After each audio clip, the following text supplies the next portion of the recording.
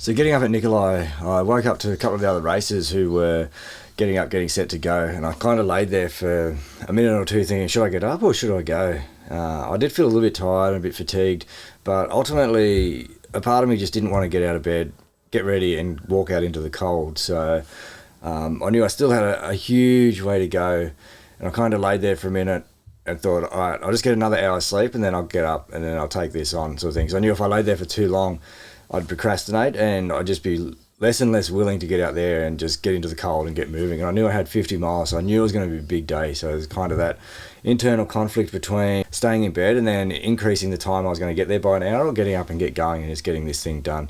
So I stayed there in bed for a little bit longer, got up, then started getting ready as quick as I could. So I had some breakfast, refilled all my hot water.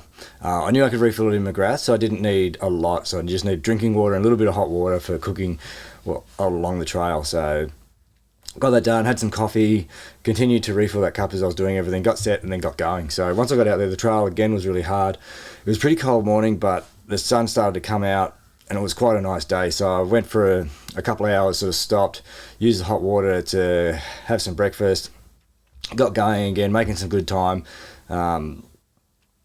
And then was just observing my time and pace, trying to work out what time I was going to get there, work out how I'd feel, and try and think what sort of rest I'd get there and how the next day was going to look for me. So as I was going along, I'd sort of had changed my shoes from the ons that I've been wearing to the Hockers, because the bottom of my feet had started getting a little bit tender. So the Hockers were going all right, but I noticed I was starting to get a bit of knee pain using them, and I was starting to get some blisters forming underneath the back of my heels. So I went against one of my rules here, which was to intervene early, and I persisted with staying with the shoes that I had on.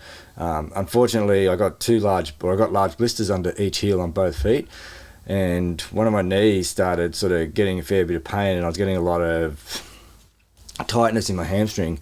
So ultimately I was going to change back to the other shoes, but I thought I'd wait till I get McGrath. So I pushed on with the shoes that I had on, which is another 20 miles I think from when I started to get some decent symptoms, and then 10 miles from when I got the blister.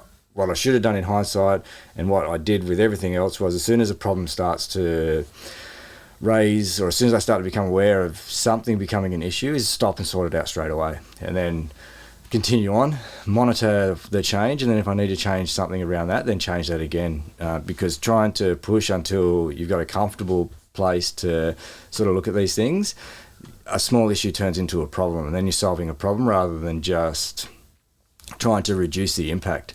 So ended up going, a lot of it was on the river. Again, the river was sort of pretty decent conditions as we're going along the trail. There's a little bit of traffic along the river, which was good because it kept the trail sort of snow free. And then I started to get into the evening and the weather started to drop. We started to get a pretty decent drop in temperature. So before it sort of got dark and the temperature got too low, I had a bit more to eat. Then got out, and again it was going to follow the river for a bit, and then off through a little bit of an overland track, and then into McGrath. So as I'm going, I'm looking at the GPS track I've got, which was from 2 years ago when they went, or from a couple of years ago when they went the northern route.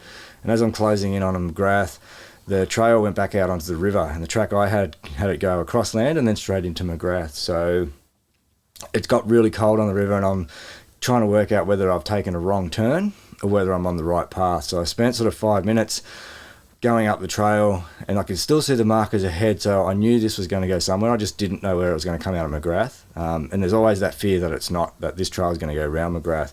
So I'm starting to move along. There's always a little bit of a reminder in your back of your head that people are watching this, and if you've taken a wrong turn, they're looking at you going, oh look, he's lost. So I did have a memory going back to when I was here 2 years ago when I did take a wrong turn, and I'm kind of hoping that I'm not going to have to relive that and walk another 5 hours up the trail and then have to come back, because it just adds a huge amount of time. So I kind of could see the markers, the trail looked like it was there. I could see some tracks in it from the races that were in front of me, so I thought, okay, well, I'm not the only idiot that's taking the wrong turn, if that's what I'm at. So I continued following the trail. The temperature continued to drop, and as I sort of followed the river around a large bend, I could see the lights of McGrath. So I was just hoping that this trail was going to come off the river at some point and into McGrath.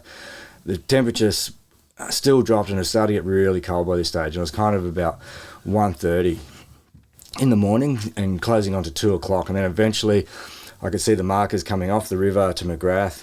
Even though you can see the lights, it's still 2-3 miles away, so you're still an hour away. So you're kind of walking as quick as you can towards these lights that aren't getting any closer.